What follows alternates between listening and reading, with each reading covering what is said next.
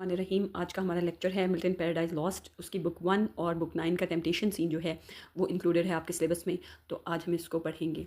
Paradise lost जो है उसको फर्स्ट 1667 में पब्लिश किया गया और रिवाइज ये हुई 1674 में। और ये जॉन मिल्टन का मास्टरपीस है जो एक एपिक पोएम है जिसकी 12 बुक्स हैं। ओरिजिनली ये 10 बुक्स थी, ब्लैंक वर्स में लिखी गई है।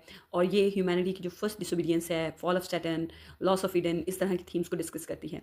मिल्टन जो था उस वक्त तक जब उसने पैराडाइज लॉस्ट लिखी वो ब्लाइंड हो चुका था और पॉलिटिकली डिफीट हो चुका था, क्योंकि इंग्लिश कॉमनवेल्थ जिसके लिए वो लड़ रहा था या जिसका वो सेक्रेटरी था वो कोलैप्स कर गई थी। तो वो जस्टिफाई करता है the ways of God to man by transforming Genesis past account into a monumental cosmic drama. तो उसने क्या किया है कि जो जेनेसिस बुक जेनेसिस है बाइबल की, तौरात की जो किताब पैदाइश है, उसको उसने एक एपिक में तब्दील किया है।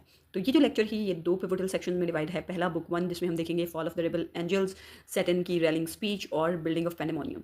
और बुक 9 में जो टेम्पटेशन सीन है वो, और उसके बाद ईवो और एडम का जो फॉल है जो कि इस पोएम का ड्रामेटिक हार्ट भी है, वो हम देखेंगे।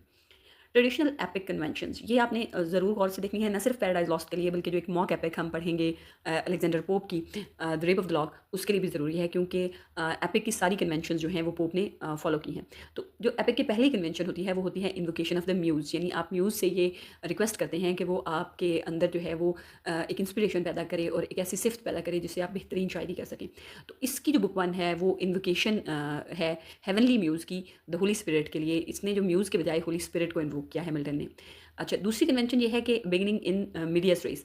एपिक कभी भी बिल्कुल स्टार्ट से स्टार्ट नहीं होती बल्कि मिडल से स्टार्ट होती है, यानी एक्शन, कुछ एक्शन गुजर चुका है, कुछ एक्शन आने वाला है और दरमियान से एपिक स्टार्ट होती है और जो पिछली स्टोरीज है वो फ्लैशबैक में आती है। तो ये भी मिडियस रेस में बिल्कुल जब स्टार्ट होती है तो जो ओपनिंग लाइन्स हैं उनमें सैटर्न का फॉल हो चुका है। सिर्फ उनकी डिस्कशन से हमें पता चलता है कि वो क्या चीज़ें थी जिसकी वजह से सैटर्न जो है उसका फॉल हुआ।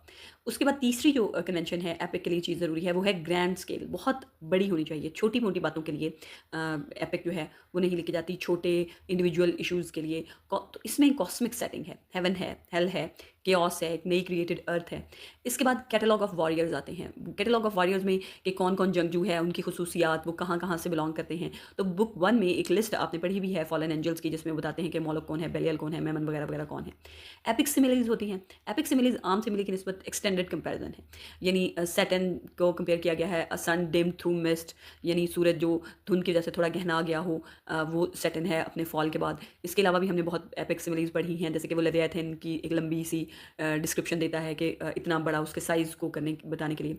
उसके बाद arming of the hero, hero जो है वो जब अपना आर्म, अपना असला, अपना साजो सामान पहन रहा होता है तो वो लाजमी एपिक में मेंशन होता है। तो बुक 1 में सैटर्न खुद को आर्म भी करता है। उसके बाद descent into the underworld, descent होती है हमेशा अंडरवर्ल्ड में, यानी कि जो हीरो है या कोई भी मशीनरी है वो अंडरवर्ल्ड में ज़रूर जाती है, जो ज़ेरे ज़मीन दुनिया है या जिसे जहन्नम कहते हैं। तो इसमें ये पैरोडीड हुई है क्योंकि हम शुरू ही जहन्नम से करते हैं। सैटर्न जो है वो अर्थ में पे आता है बुक 9 में। इसमें क्या है होती है आमतौर पर एपिक में कन्वेंशन क्या होती है कि दुनिया से शुरू होते हैं और दुनिया के बाद वो अंडरवर्ल्ड में जाते हैं कुछ सामान या कुछ भी लेने के लिए। यहाँ पे क्या है कि हेल से स्टार्ट हो रहा है और उसके बाद सैटर्न जो है वो अर्थ पे आता है। उसके बाद डिवाइन मशीनरी बहुत इंपॉर्टेंट है, सुपर नेचुरल मशीनरी बहुत ज़रूरी है। एपिक में हमेशा जो हवाई मखलूक है या जो सुपर नेचुरल मशीनरी है वो लाजमी होती है। सिर्फ इंसान नहीं होते बल्कि इसमें गॉड्स इन्वॉल्व होते हैं, एंजल्स इन्वॉल्व होते हैं, डिमॉन्स इन्वॉल्व होते हैं। तो यहाँ पे भी डिवाइन मशीनरी है, जैसे गॉड हैं, सन है, एंजल्स हैं, डीमंस हैं। एपिक जॉनर में मिल्टन की इनोवेशन क्या है? पहला तो पैराडाइज लॉस्ट एक एपिक पोएम है, एक लॉन्ग नैरेटिव पोएम है जो सेलिब्रेट करती है हीरोइक डीड्स को। ये इसकी बेसिक डेफिनेशन है एपिक की। मिल्टन जो है वो क्लासिकल मॉडल से ड्रॉ करता है, जैसे होमर की इलियड से, ओडेसी से, वर्जिल की एनियड से, लेकिन हैमलेट ने इन सब चीज़ों को क्रिश्चियनाइज कर दिया है।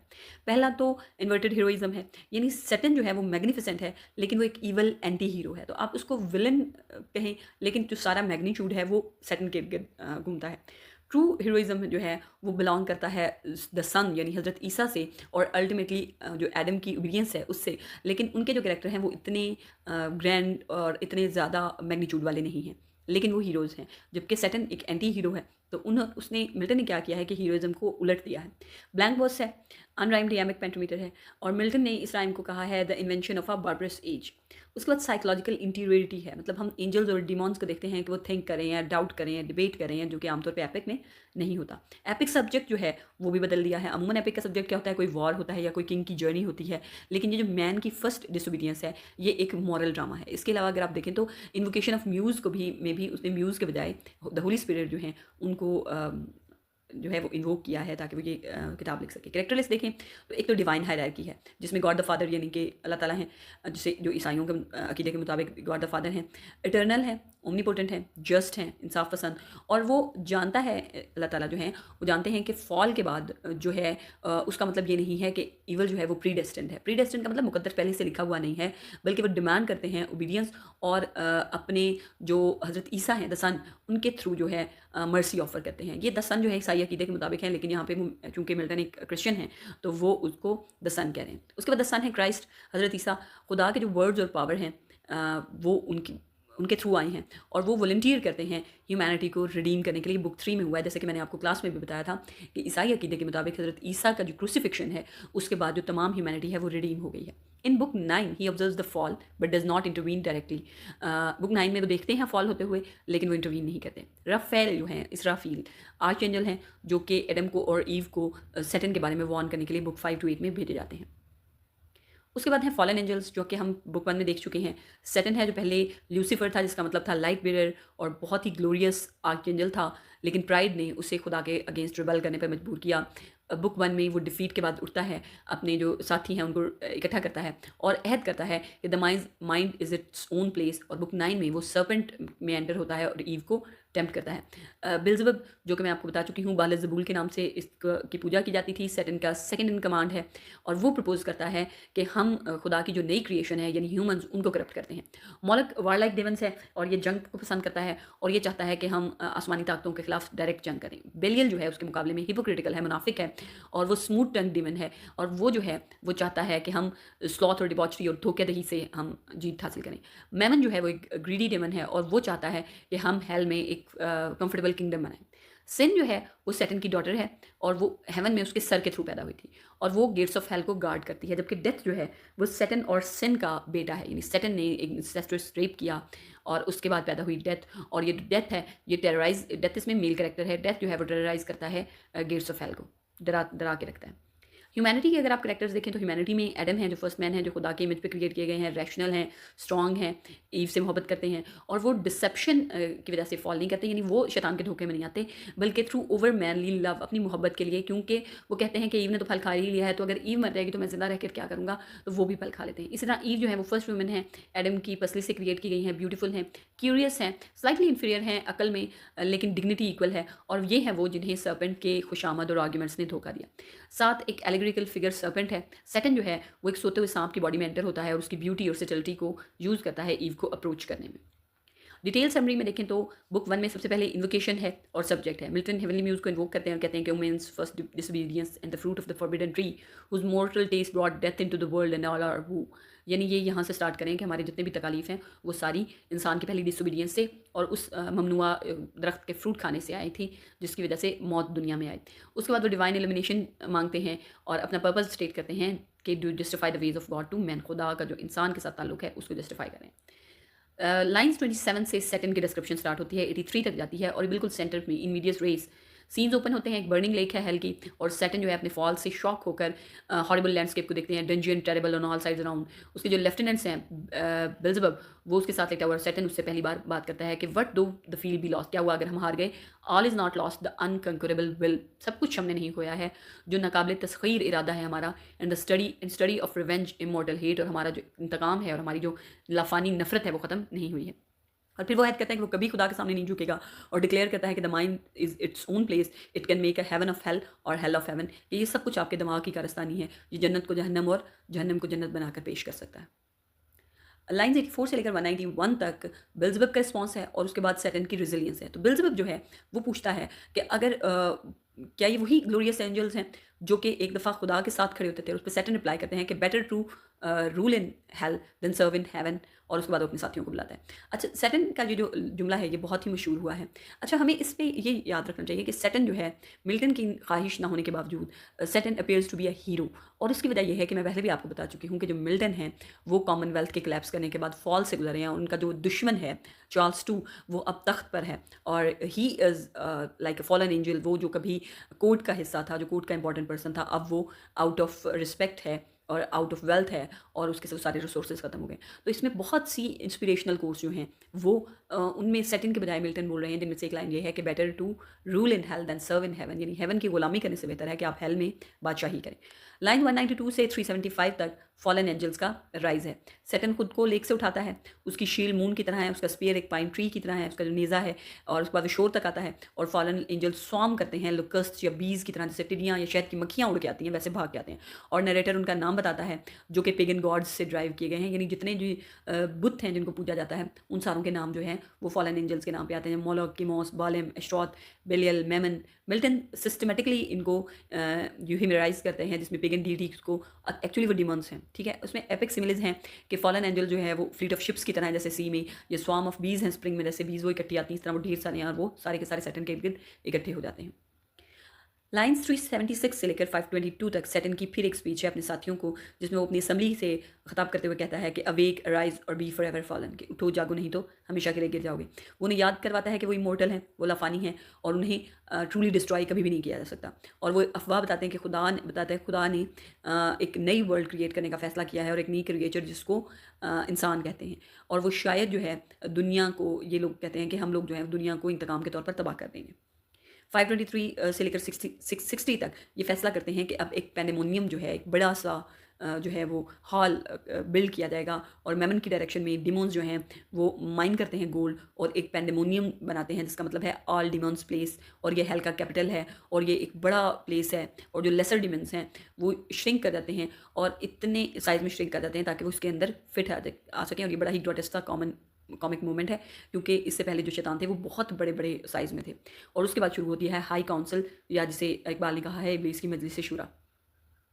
661 लाइन से बहस शुरू होती है कि अब क्या किया जाए। 798 तक जाती है, चीफ्स बैठते हैं और बुक 1 जो है इस यहाँ पर एंड होती है जब वो डिबेट के लिए तैयार हो रहे हैं कि how best they may effect their revenge on man, कि वो इंसान से अपना बेहतरीन इंतकाम कैसे ले सकते हैं। उसके बाद नैरेटिव रुक जाता है और काउंसिल जो है वो बुक 2 में चलती है। They plot deep in their dark divan how best they may effect their revenge on man, ये लास्ट लाइन्स हैं। अच्छा जी, बुक 2, 3, 4, 5, 6, 7 और 8 जो हैं वो हमारे कंसर्न में इसलिए नहीं है क्योंकि book 9 is the climax of the entire poem, वही आपके सिलेबस में इंक्लूडेड है। बुक 2 से 8 में सेटन की जर्नी डिस्क्राइब की गई है कि वो इसके ऑस से कैसे निपटता है, उसकी कन्वर्सेशन कैसे क्या है सिन और डेथ के साथ, ईडन में उसकी एंट्री कैसे हुई, राफेल ने आके एडम और इवनिंग को वार्निंग कैसे दी, और एडम का जो रिलेशन है अपनी ओन क्रिएशन उसके साथ कैसा था, ईव के साथ कैसा रिलेशन था।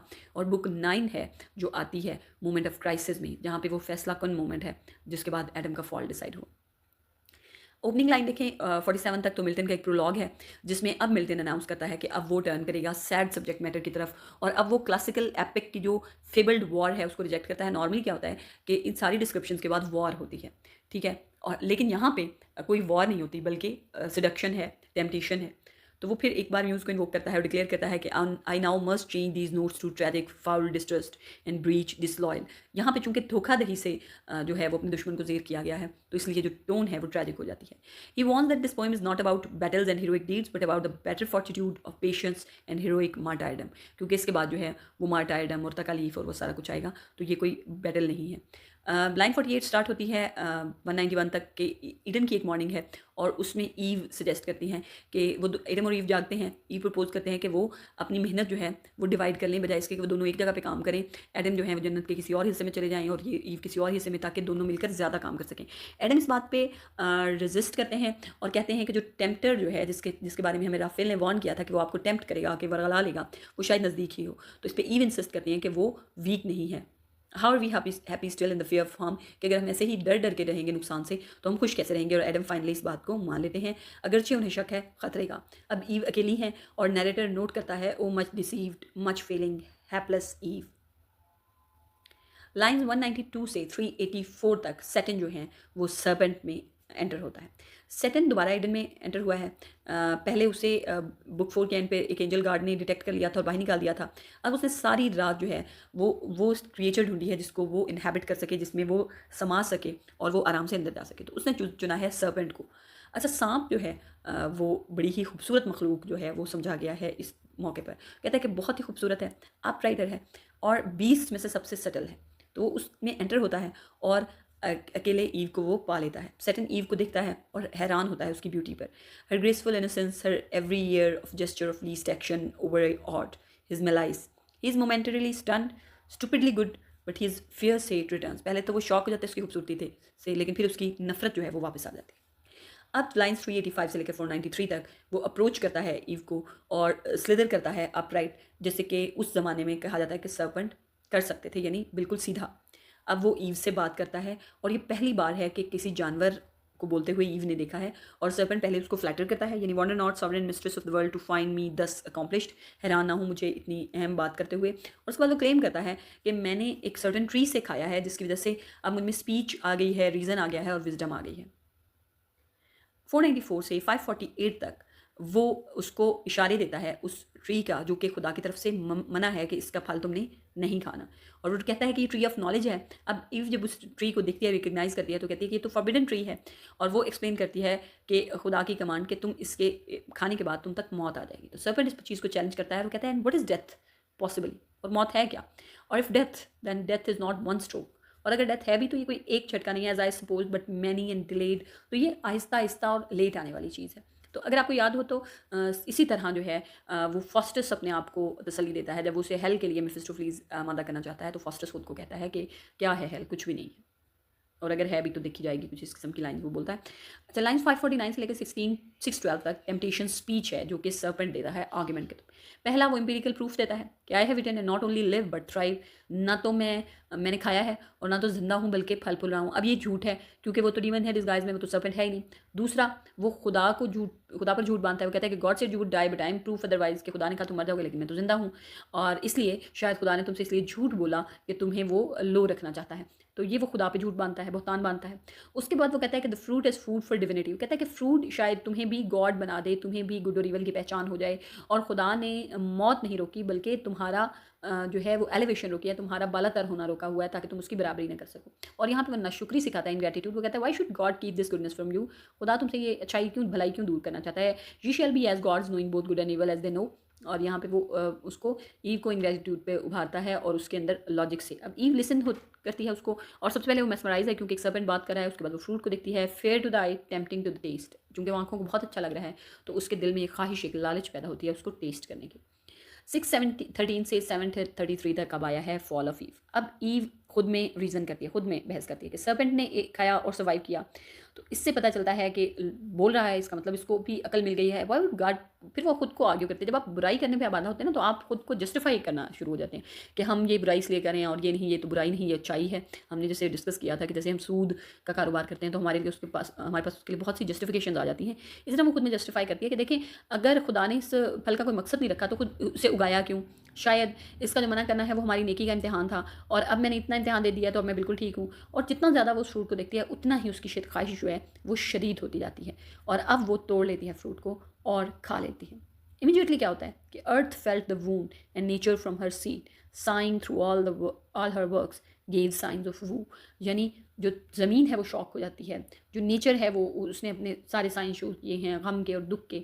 और ईव जो है वो एक्सपीरियंस करती है इंटॉक्सिकेशन, एक नशा सा फील करती है। टेस्ट बहुत ही डिलीशियस है लेकिन अब वो उसे डिस्टेम्पर्ड और फ्लश्ड फील करना शुरू हो गई है। और अब वो कहती है कि ये, पहले वो ये सोचती है कि शायद मैं एडम से ये एक्ट छुपा लूँ, शायद वो ये चाहती हो कि ये मैं सुपीरियॉरिटी सिर्फ मुझे मिले, लेकिन बाद में वो ये सोचती है कि मुझे ये बात उससे, ये नॉलेज उससे भी शेयर करना चाहिए क्योंकि मैं बाउंड हूँ बाय लव एंड लॉयल्टी, चूँकि मुझे उससे मोहब्बत है और मैं वफादार हूँ उससे, तो मैं उसको भी ये फ्रूट शेयर करूँगी। 734 से 873 तक एडम का फॉल होता है। जब ईव एडम को कहती है कि वो खा चुकी है तो वो जर्द पड़ जाता है, थंडरस्ट्रक, स्टोनेड, स्टूड एंड ब्लैंक। अब एडम खुद को ये तसल्ली देता है कि वो तो शी इज़ लॉस्ट, क्योंकि अगर वो ये फ्रूट खाती है और वो मर जाती है तो वो तो उसे खो ही चुका है। अगर वो ओबीडियंट रहता है और फ्रूट नहीं खाता एडम, तो ईव जो है वो मर जाएगी और शायद उसे किसी और ईव से रिप्लेस कर दिया जाए। लेकिन अगर वो ईव मर गई तो एडम जो है वो इस दुख को बर्दाश्त नहीं कर पाएगा क्योंकि उसे बहुत ज़्यादा मोहब्बत करता है, और अकल की वजह से नहीं, क्योंकि हालांकि उसकी अकल बता रही है कि ये फ्रूट जो है वो खुदा का मना करदा फ्रूट है और हम इसे नहीं खा सकते, बल्कि अपनी मोहब्बत और अपने जज्बे से मजबूर होकर वो भी फ्रूट खा लेता है। अब खाने के बाद उनको डिवाइन जॉय नहीं फील होती बल्कि कार्नल डिज़ायर फील होती है। वो एक दूसरे के लिए लस्ट करते हैं, फिर सोते हैं, और जब वो जागते हैं तो उनके पास सिर्फ शेम है।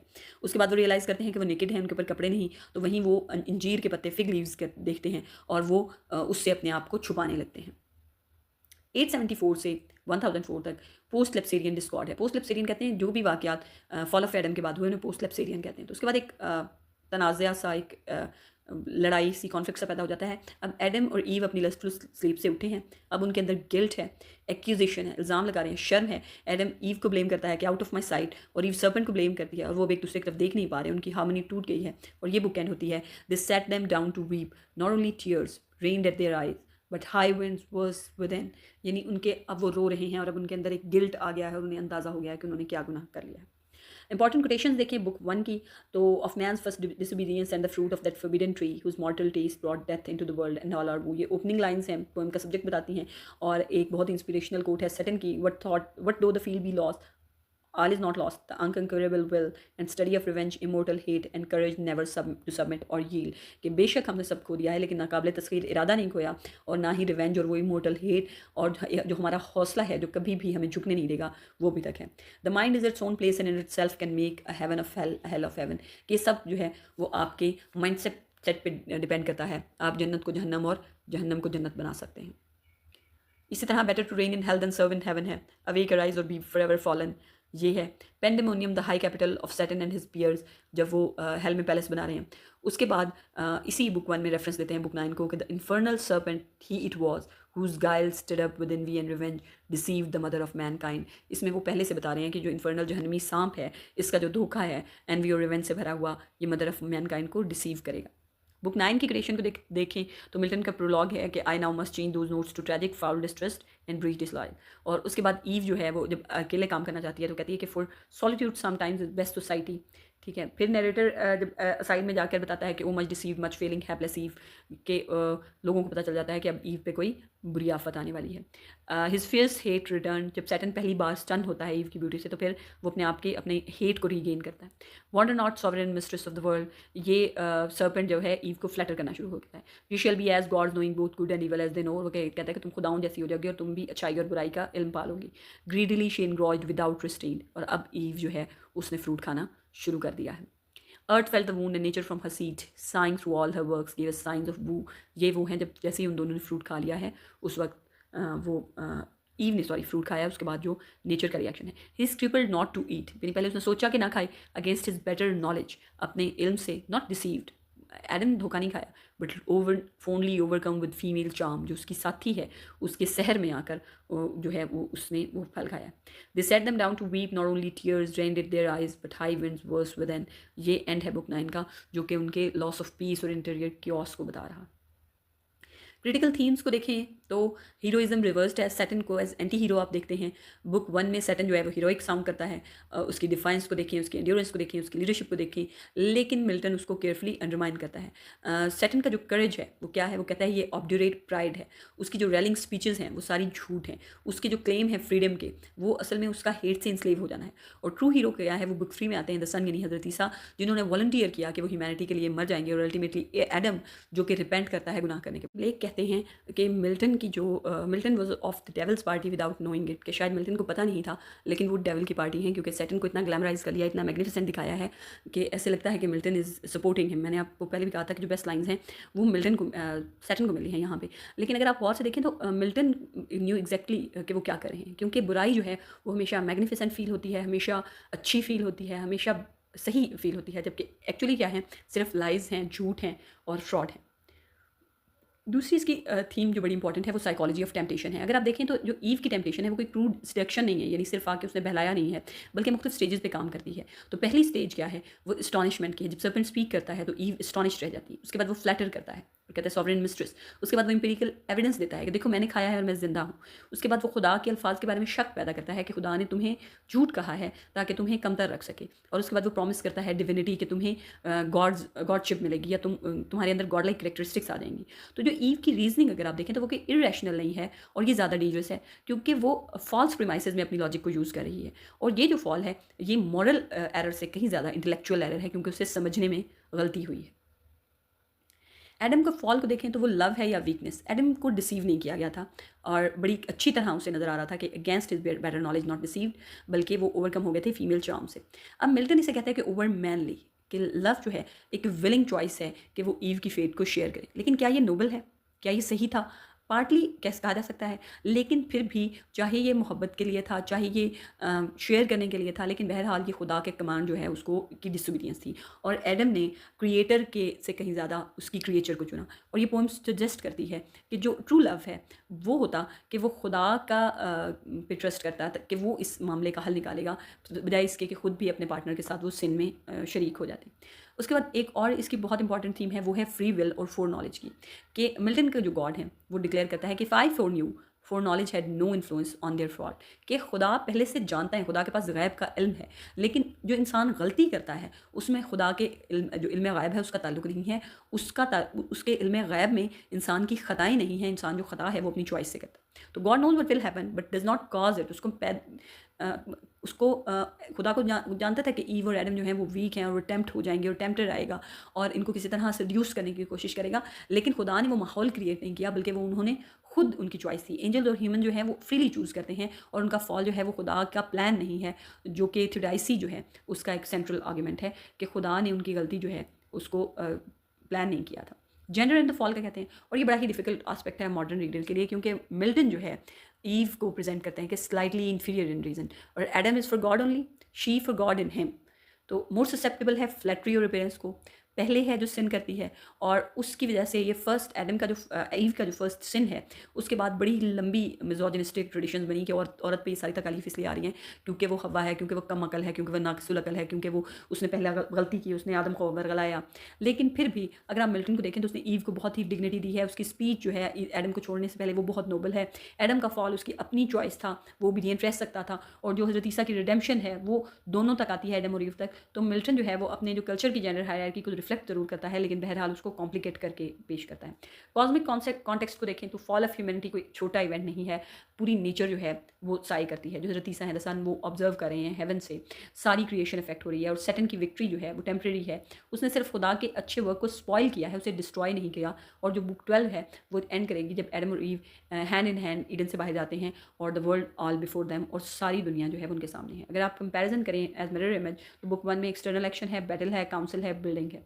बुक 9 में इंटरनल एक्शन है, परसुएशन है, डिज़ायर है, चॉइस की बात है। बुक 1 में सैटर्न एज अपेरेंट हीरो है, बुक 9 में सैटर्न एज टेम्प्टर है, डिसीवर है, फाइट नहीं कर रहा बल्कि डिसीव कर रहा है। ये रेट्रिक ऑफ डिफाइंस है, वो रेट्रिक ऑफ सिडक्शन है, उसमें वो कह रहा है कि हम बात नाफरमानी है, इसमें वो बरगलाना है। इसमें hell as a place of punishment है बुक 1 में। बुक 9 में Eden as a place of innocence lost, एक ऐसी जगह जहाँ पे मासूमियत ख़त्म हुई है उनकी। आर्मीज और नेचर्स की एपिक सिमिलीज यूज़ की गई हैं बुक 1 में, और बुक 9 में डोमेस्टिक इमेजरी है, गार्डन, लेबर, लव।